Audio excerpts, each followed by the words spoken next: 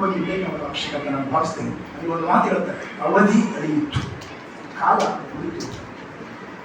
ಹರಿಹರನ ರಗಳಲ್ಲಿ ಒಂದು ಮಾತು ಬರುತ್ತೆ. ಹರಿಹರ ಎಷ್ಟು ವಂಡರ್ಫುಲ್ ಆಗಿ ಅದನ್ನು ಹೆಣ್ಣು ಮಾಡ್ತಂತ, ಸಾಕು ಮಾಡೇ ತಂದೆ ನಿನ್ನ ಲೋಕದಾಟವೇನು. ಹರಿಹರ ಬಸವಣ್ಣನ ಕುರಿತು ಹೇಳ್ತಕ್ಕಂಥ ಸಾಕು ಮಾಡಲು ಲೋಕದಾಟವೇನು ಅಂತ ಹೇಳ್ತಕ್ಕಂಥ ಮಾತು ಇದೆಯಲ್ಲ, ಎಷ್ಟು ದಾರ್ಶನಿಕವಾಗಿ ವಾಕ್ಯವಾಗಿ ರಚನೆ ಆಗಿದೆ ಅಂತ ನಾವು ನೆನೆಸ್ಕೊಳ್ಳಿ. ಇಲ್ಲಿ ಅಲ್ಲಮಕ್ಕಳು ಕೂಡ ಈ ಮಾತು ಹೇಳ್ತಾರೆ, ಬಳಸಿರುವ ಪ್ರತಿ ಪದ ಏನಿದೆ ದಾರ್ಶನಿಕವಾಗಿದೆ, ಪ್ರತಿ ಪದ ಅನುಭವಾತ್ಮಕವಾಗಿದೆ. ಅವರಲ್ಲಿ ಬಂದಿರತಕ್ಕಂಥ ಪ್ರತಿ ಪದ ಪುಂಜ ಏನಿದೆ ಮಂತ್ರದ ಉಪಾಧಿಯಲ್ಲಿ ಬೆಳಗ್ಗೆ ನೋಡಿ ಬಳಸ್ತಕ್ಕಂಥದ್ದು ಅವಧಿ ಅಳಿಯಿತು. ಅವಧಿ ಅಂದರೆ ಟೈಮ್ ನೋಡಿ. ಪ್ರಾಸಬದ್ಧ ಅವರು ಪ್ರಾಸಪ್ರಿಯ ಈ ಥರದ ಶಬ್ದಗಳನ್ನು ಕಟ್ಟಬೇಕನ್ನಂತ ಇರಲಿಲ್ಲ, ಬಟ್ ಸಹಜವಾಗಿ ಬಂದಿದೆ. ಅವಧಿ ಅಳಿಯಿತು, ವ್ಯವಧಾನ ಉಳಿಯಿತು. ಅವಧಿ ಅಳಿಯಿತು, ವ್ಯವಧಾನ ಉಳಿಯಿತು, ನಿಜವೇ ನಿಜವನ್ನು ಒಳಗೂಡಿತ್ತು ಕೇಳ ಬಸವಣ್ಣ. ನಿಜವೇ ನಿಜವನ್ನು ಒಳಗೂಡಿತ್ತು ಕೇಳ ಬಸವಣ್ಣ ಅಂದರೆ ಕಾಲ ಮುಗಿದು ಹೋಯಿತು. ಆದರೆ ಆಗಬೇಕಾಗಿರ್ತಕ್ಕಂಥದ್ದು ಏನಾಗಬೇಕಂತ ಅದೆಲ್ಲ ಆಗಿದೆ. ನಿಜವನ್ನು ಒಳಗೂಡಿತ್ತು ಅಂದರೆ ಕೂಡಿಬಿಟ್ಟಿದೆ ಕೇಳ ಬಸವಣ್ಣ. ಕಲಿಯುಗದಲ್ಲಿ ಮುಂದೆ ಇರಬಾರದು ವಿಶೇಷ ನನಗೆ, ಕಲಿಯುಗದಲ್ಲಿ ಮುಂದೆ ಇರಬಾರದು ವಿಶೇಷ ನನಗೆ. ನಡೆ ನೀನು ಕಪ್ಪಡಿಯ ಸಂಗಮನಲ್ಲಿ ಒಳಗೂಡು, ಕಪ್ಪಡಿಯ ಸಂಗಮನಲ್ಲಿ ಒಳಗೂಡು. ಉಳುಮೆಯಲ್ಲಿ ಅಂದರೆ ಉಳುಮೆಯಲ್ಲಿ ನಿಜವನ್ನು ಏದು ನಡೆ ಚನ್ನಬಸವಣ್ಣ ನೀನು ಉಳುಮೆಗೆ ಹೋಗಿ ಅಲ್ಲಿ ಲಿಂಗೈಕ್ಯನಾಗು. ನೆಕ್ಸ್ಟ್ ಮಹಾವನ್ನು ಒಳಗೂಡು ಮಡಿವಾಳಯ್ಯ.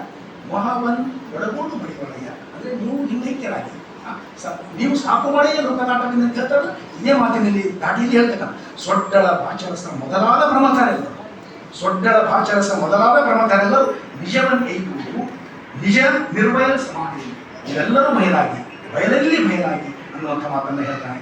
ಬಡಿದು ಹೋಗಿ ಲಿಂಗದೊಳಗೆ ಹೋಗುವರೆಲ್ಲರೂ ನಡೆಯಲಿ ಕಾಯ ಬೆರೆಸಿ ಕೈಲಾಸಕ್ಕೆ, ಕಾಯ ಬೆರೆಸಿ ಕೈಲಾಸಕ್ಕೆ ಕಾಯ ಸಹಿತ ಎಯ್ಯುವುದು ನಿಮಗೆಲ್ಲರಿಗೂ ಉಪದೇಶ ಮಂತ್ರ, ನಿಮಗೆಲ್ಲರಿಗೂ ಉಪದೇಶ ಮಂತ್ರ.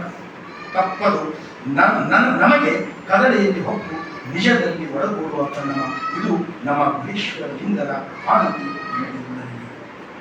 ಅಂದರೆ ಕಲ್ಯಾಣ ಕ್ರಾಂತಿಯಾದ ನಂತರ ಅಲ್ಲಮಕ್ಕಳಿಗೆ ಕಲ್ಯಾಣ ಕ್ರಾಂತಿ ಆಗ್ತಕ್ಕಂಥದ್ದು ಅವರಿಗೆ ಗೊತ್ತಾಗುತ್ತೆ. ತುಂಬ ದಾರ್ಶನಿಕರಿಗೆ ಅವರಿಗೆ ಒಂದು ದೊಡ್ಡ ಸೆನ್ಸ್ ಇರ್ತದೆ. ಆ ಸೆನ್ಸ್ ಮೇಲೆ ಗೊತ್ತಾಗ್ತದೆ. ಈ ಒಂದು ಸೆನ್ಸ್ನಲ್ಲಿ ಏನಂದರೆ ಅಕ್ಕ ಮಾದೇವಿಗೆ ನೀವೇನು ಕದಳಿಗೆ ಹೋಗ್ಬೇಕಂತ ಹೇಳಿದರೆ ಬಸವಣ್ಣನಿಗೆ ಕಪ್ಪಡಿ ಸಂಗಮದಲ್ಲಿ ಬಯಲಾಟಕ್ಕೆ ಹೇಳ್ತಾರೆ, ಚನ್ನಬಸವನಿಗೆ ಉಳುಮೆಯಲ್ಲಿ ಬಯಲಾಟಕ್ಕೆ ಹೇಳ್ತಾರೆ. ಇನ್ನುಳಿದ ಎಲ್ಲ ಕ್ರಮಗಳು ತಮ್ಮ ತಮ್ಮ ಲಕ್ಷ್ಯದಲ್ಲಿ ಅಂದರೆ ತಮ್ಮ ತಮ್ಮ ಇದರಲ್ಲಿ ಹೋಗಿ ಬಯಲಾಟಕ್ಕೆ ಹೇಳ್ತಕ್ಕಂಥ ಒಂದು ಈ ಸಂದರ್ಭ, ಈ ವಚನ ಏನಿದೆಯಲ್ಲ, ಇಡೀ ಕಲ್ಯಾಣ ಕ್ರಾಂತಿಯ ಒಂದು ಎಂಡೆಗೆ ಒಂದು ಬರೆದಿರ್ತಕ್ಕಂಥ ಭಾಷೆ ಅಂತಿದೆ, ವ್ಯಾಖ್ಯಾನ ಅಂತಿದೆ, ಚಾರಿತ್ರಿಕ ದೃಷ್ಟಿಯಿಂದಲೂ ಕೂಡ ತುಂಬ ಮುಖ್ಯವಾಗಿದೆ. ಆದರೆ ಅದು ಹೇಳುವಂಥ ಕ್ರಮ ಏನಿದೆಯಲ್ಲ ಅದು ಅನುಭವ ದೃಷ್ಟಿಯಿಂದ ಬಹಳ ಶ್ರೇಷ್ಠವಾಗಿದೆ ಅನ್ನೋದನ್ನು ನಮಗೆ ಗಮನಿಸಬೇಕಾಗ್ತದೆ. ಹೀಗೆ ಅನುಭವ ಮಂಟಪ ಅನ್ನುವಂಥದ್ದು ಶರಣರು, ವಿಶೇಷವಾಗಿ ಬಸವಣ್ಣನಲ್ಲಿ ಅಲ್ಲಮಕ್ಕಳು ಕಟ್ಟಿರ್ತಕ್ಕಂಥ ದೊಡ್ಡ ಒಂದು ಸಂಸ್ಥೆ. ಅದೊಂದು ದಾರ್ಶನಿಕ ಸಂಸ್ಥೆ, ಅದೊಂದು ಆಧ್ಯಾತ್ಮಿಕ ಸಂಸ್ಥೆ. ಆ ಒಂದು ಸಂಸ್ಥೆಯಿಂದ ಜಾಗತಿಕ ಚಿಂತನೆಗಳಿಗೆ ಬೇಕಾಗಿರ್ತಕ್ಕಂಥ ಎಲ್ಲ ಚರ್ಚೆಗಳು ನಡೆಯುವುದು, ದಾರ್ಶನಿಕ ಚರ್ಚೆಗಳು ನಡೆಯುವುದು. ಹೀಗೆ ಬಸವಾದಿ ಶರಣರು ಕೊಟ್ಟಿರ್ತಕ್ಕಂಥ ಒಂದು ಕೊಡುಗೆ ತುಂಬ ದೊಡ್ಡದು, ಅದಕ್ಕೆ ಬೆಲೆ ಕಟ್ಟಲಿಕ್ಕೆ ಸಾಧ್ಯವಿಲ್ಲ ಅನ್ನೋದನ್ನು ನಾವೆಲ್ಲ ಗಮನಿಸಬೇಕು. ಅದರ ಒಂದು ಮುಂದಿನ ಒಂದು ಭಾಗಗಳೇ ಇವತ್ತೇನಂದರೆ ನಾವೆಲ್ಲರೂ ಇವತ್ತಿದೆ ಆ ಒಂದು ಪರಂಪರೆ ಮುಂದುವರಿದ ಭಾಗಗಳಾಗಿವೆ. ಅನುಭವ ಮಂಟಪ ಅದಕ್ಕಿಂತ ಪೂರ್ವದಲ್ಲಿ ಕೂಡ ಅನೇಕ ಆ ಒಂದು ಅನುಭವಗಳ ಚರ್ಚೆಗಳು ನಡೀತಾ ಇರಲಿಲ್ಲ ಅಂತ ಏನು ಇರಲಿಲ್ಲ. ಅದಕ್ಕೆ ಇವನ ಮೊದಲನೇ ವಚನಕಾರ ಇರ್ತಕ್ಕಂಥ ಜಗದಾಶ್ವಮೇನೇ ಒಂದು ಮಾತನ್ನು ಹೇಳ್ತಾನೆ. ಕರಿಯ ನಿತ್ತಡವಲ್ಲೇ ಶಿರಿಯ ನಿತ್ತಡವಲ್ಲೇ ಹಿಂದಪ್ಪ ರಾಜ್ಯವ ನಿತ್ತಡವಲ್ಲೇ ನಿಮ್ಮ ಶರಣರ ಸೂಳ್ ನುಡಿಗೆಯ ಒಂದು ಅರಳಿಗೆ ನಿಂತರೆ ನಿಮ್ಮ ನಿತ್ಯ ಕಾಣಲಾಗ. ಮೊದಲನೇ ವಚನ ಅಂದರೆ ಮೊದಲನೇ ವಚನಕಾರ ಎಷ್ಟು ನೋಡಿ. ನೀನು ನನಗೆ ಆನೆ ಅಂದರೆ ಒಂದು ಶ್ರೇಷ್ಠತೆಯ ಔನ್ನತ್ಯ ಒಂದು ಇವತ್ತಿನ ನಮ್ಮ ಕಾಲುಗಳಿಂದ ಆನೆ, ಅವತ್ತಿನ ಕಾಲಗಳು. ಈಗ ನಾವು ಕಾಡಿನಲ್ಲಿ ಬರಲಿಕ್ಕೆ ಎಷ್ಟು ನಾವು ಆಸಕ್ತರು ಉತ್ಸುಕರು, ಅವತ್ತಿನ ಮನುಷ್ಯ ಸಹಜವಾಗಿ ಅವತ್ತು ಬಯಸ್ತಾ ಇದ್ರು. ಆ ಆನೆಯಲ್ಲಿ ಕುಳಿತು ಮಂತ್ರಿ ಮಹೋದಯರು ಬರ್ತಕ್ಕಂಥ ಅದನ್ನು ಕೊಟ್ಟರೆ ನನಗೆ ಬೇಕಾಗಿರಲಿಲ್ಲ, ದೊಡ್ಡ ಶ್ರೀಮಂತಿಗೂ ನನಗೆ ಬೇಕಾಗಿಲ್ಲ, ನೀನು ರಾಜ್ಯ ಭಾರ ಕೊಟ್ಟರು ನನಗೆ ಬೇಕಾಗಿಲ್ಲ. ನನಗೆ ಬೇಕಾಗಿದ್ದು ಶರಣರ ಸದ್ಗೋಷ್ಠಿಗಳು, ನನಗೆ ಬೇಕಾಗಿದ್ದು ಶರಣರೊಂದಿಗೆ ಆಡ್ತಕ್ಕಂಥ ಒಂದು ಅನುಭವ ಗೋಷ್ಠಿಗಳು ಬೇಕು ಅಂತ ಯಾರು ಹೇಳ್ತಾರೆ. ಮೊದಲನೇ ವಚನಗಳ ಜಯಪ್ರಕಾಶ್ ಮಾಡ್ತಾರೆ. ಅವರು ಏನಂದರೆ ಈ ಸದ್ಗೋಷ್ಠಿಗಳ ಒಂದು ಮುಂದುವರಿದ ಭಾಗಗಳೇ ಅಥವಾ ಅದಕ್ಕೊಂದು ಔಪಚಾರಿಕ ಒಂದು ಕಟ್ಟನ್ನು ಕಟ್ಟಿದಲ್ಲಿ ಯಾವುದೇ ಅನುಭವ ಉಂಟ. ಅದರಲ್ಲಿ ಅನೌಪಚಾರಿಕವಾಗಿ ಅನೇಕ ಸದ್ಗೋಷ್ಠಿಗಳು, ಸತ್ಸಂಗಗಳು, ಮಹಾನುಭಾವ ಸಂಘಗಳು ಅಲ್ಲಿ ನಡೀತಾ ಇದ್ದವು. ಅದಕ್ಕೆ ಒಂದು ಬಸವಣ್ಣ ಮಂದಿರಗಳು ಅದಕ್ಕೊಂದು ಪರಿಕಲ್ಪನೆಯನ್ನು ಮಾಡಿ ಅದಕ್ಕೊಂದು ಔಪಚಾರಿಕ ಒಂದು ಸಂಸ್ಥೆಗಳನ್ನು ಕೊಟ್ಟು ಅನುಭವ ಮಂಟಪವನ್ನು ಮಾಡಿದೆ. ಆದರೆ ಒಂದು ಸಂದರ್ಭದಲ್ಲಿ ಅನುಭವ ಮಂಟಪವೇ ಇರಲಿಲ್ಲ ಅನ್ನುವಂಥ ಚರ್ಚೆ ಕೂಡ ಕರ್ನಾಟಕದಲ್ಲಿ ನಡೆದು ಅದು ಬೇರೆ ವಿಷಯ. ಅದಕ್ಕೆ ಉತ್ತರೀಚರಗಳು ಅನುಭವ ಮಂಟಪವು ಐತಿಹಾಸಿಕತೆಯು ಅಂತ ಒಂದು ಪುಸ್ತಕವನ್ನೇ ಬರೆದು ಮೊದಲ ಬಾರಿಗೆ ಅವರ ಐತಿಹಾಸಿಕತೆಯನ್ನು ಪ್ರೂವ್ ಮಾಡಿದ್ದಾರೆ. ನಾನು ಅನುಭವ ಮಂಟಪದ ಐತಿಹಾಸಿಕತೆ ಬಗ್ಗೆ ಮಾತಾಡಲಿಕ್ಕೆ ವಿಷಯ ಆಗ್ತದೆ, ಅದಕ್ಕೆ ಮತ್ತೊಂದು ಸಂದರ್ಭದಲ್ಲಿ ಬೇಕಾದ್ರೆ ಮಾತಾಡೋಣ ಅಂತ. ಹೀಗೆ ಅನುಭವ ಮಂಟಪ ಏನಾದರೂ ಆಗಲಿ, ಅನುಭವ ಮಂಟಪ ಅನ್ನುವಂಥದ್ದು ಭಾರತೀಯ ಪ್ರಜಾಸತ್ತೆ ಅಥವಾ ಜಾಗತಿಕ ಪ್ರಜಾಸತ್ತೆಯ ಮೂಲ ಬೇರು, ಮೂಲ ಒಂದು ಸ್ಫೂರ್ತಿಯ ನೆಲೆ ಅನ್ನುವಂಥದ್ದು ಬಹಳ ದೊಡ್ಡದು. ಮನುಷ್ಯ ಒಂದಲ್ಲ ಒಂದು ದಿನ ಸಾಯಲೇಬೇಕು, ಸಾಯ್ತಾನೆ.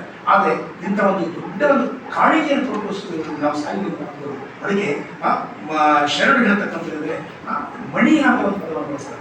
ಮಣಿ ಅಂದರೆ ಅದು ದೊಡ್ಡ ಒಂದು ಪ್ರತಿಜ್ಞೆ ಪೂರ್ವಕವಾಗಿರ್ತಕ್ಕಂಥ ಒಂದು ಶ್ರೇಷ್ಠವಾದಂಥ ಒಂದು ಕೆಲಸವನ್ನು ನಾವು ಪೂರೈಸಿದೆ ಅನ್ನೋಂಥ ಒಂದು ಸಂತೃಪ್ತಿ ಇತ್ತು, ಶರಣರಿಗಿತ್ತು. ಅದನ್ನು ಬಸವಣ್ಣನ ಮಾಡಿದ್ರು, ಚೆನ್ನ ಬಸವಣ್ಣನವರು ಮಾಡಿದ್ರು, ಹಲವು ಪ್ರಭುಗಳು ಮಾಡಿದ್ರು.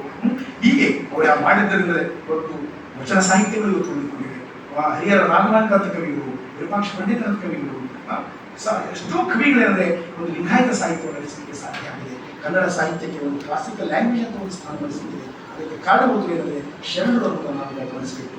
ಇಂಥ ಒಂದು ಶರಣರ ಒಂದು ನೆನಪಿನಲ್ಲಿ ನಾವೆಲ್ಲ ಕಾರ್ಯಕ್ರಮಗಳನ್ನು ಆಯೋಜಿಸುವುದು, ಬಸವ ಜಯಂತಿಯನ್ನು ಆಚರಿಸುವುದು, ನಾವು ನಿಮ್ಮಗಳಲ್ಲಿ ಸೇರಿಕೊಳ್ಳುವುದೇನೆಂದರೆ ಒಂದು ಪುಣ್ಯದ ಕೆಲಸ, ಒಂದು ಸುಕೃತದ ಕೆಲಸ, ಒಂದು ಸಾರ್ಥಕತೆ ಕೆಲಸ ಅಂತ ನಾನು ಭಾವಿಸ್ತೇನೆ. ಹೀಗೆ ಭಾಗವಹಿಸುವ ಮುಖಾಂತರ ಅಂದರೆ ನಮಗೆ ನಾವೇ ಕೃತಾರ್ಥರಾಗ್ತಕ್ಕಂಥ ಒಂದು ಸಂದರ್ಭಗಳು ಅಂತ ನಾನು ಹೇಳ್ತೇನೆ.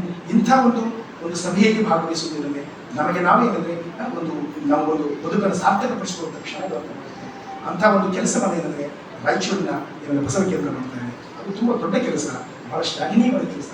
ಇಂಥ ಒಂದು ಕೇಂದ್ರ ಇರುವ ಇತಿಮಿತಿಗಳ ಮಧ್ಯೆ ಏನಂತಂದರೆ ಎಲ್ಲ ವಿಶೇಷವಾಗಿ ಮಹಿಳೆಯರನ್ನು, ಮಕ್ಕಳನ್ನು ಮತ್ತು ಎಲ್ಲ ಶರಣರನ್ನು ಕರೆದುಕೊಂಡು ಬಹಳ ಅರ್ಥಪೂರ್ಣವಾದ ಕಾರ್ಯಕ್ರಮಗಳನ್ನು ಮಾಡ್ತಕ್ಕಂಥದ್ದು ಬಹಳ ಇವೆಲ್ಲರೂ ಏನಂದರೆ ನೆನಪಿಸಿಕೊಳ್ಬೇಕಾದ, ಸ್ಮರಿಸಿಕೊಳ್ಬೇಕಾದಂಥ ಒಂದು ಕೆಲಸ. ಅಂಥ ಒಂದು ಸಭೆಯಲ್ಲಿ ನಾವು ಭಾಗವಹಿಸಿದ್ದೇವೆ ಅಂತ ಅನ್ನೋದು ಕೂಡ ನನಗೆ ತುಂಬ ಸಂತೋಷದ ಕೆಲಸ ಮತ್ತು ತುಂಬ ಒಂದು ನೆನಪಿನಲ್ಲಿ ಮತ್ತೆ ಮತ್ತೆ ಹೇಳಿಕೊಳ್ಬೇಕಾದ ಕೆಲಸ. ಇಂಥ ಒಂದು ಸಭೆಗೆ ಅಥವಾ ಇಂಥ ಒಂದು ಕಾರ್ಯಕ್ರಮಕ್ಕೆ ನಮ್ಮನ್ನು ಕರೆದು ಈ ಒಂದು ಭಾಗವಹಿಸಲಿಕ್ಕೆ ಅವಕಾಶ ಕೊಡುವ ಮುಖಾಂತರ ನಮ್ಮನ್ನು ಕೃತಾರ್ಥರಾಗಲಿಕ್ಕೆ ಕಾರಣಭೂತರಾಗಿರ್ತಕ್ಕಂಥ ರಾಯಚೂರಿನ ಬಸವ ಕೇಂದ್ರಕ್ಕೆ ವಿಶೇಷವಾಗಿ ಏನಂದರೆ ನಮ್ಮ ರಾಜನಗೌಡ ಕೋಳೂರವರಿಗೆ, ಶಂಕರಗೌಡರಿಗೆ, ನಮ್ಮ ಚನ್ನಬಸವಣ್ಣ ಮಹಾರಾಜ ಶೆಟ್ಟಿಗಳಿಗೆ, ಎಲ್ಲ ಇಲ್ಲಿ ಶರಣ ಬಂಧುಗಳಿಗೆ ಮತ್ತೊಮ್ಮೆ ನಾನು ಶರಣ ಸಮರ್ಪಿಸ್ತಾ ನನ್ನ ಮಾತುಗಳಿಗೆ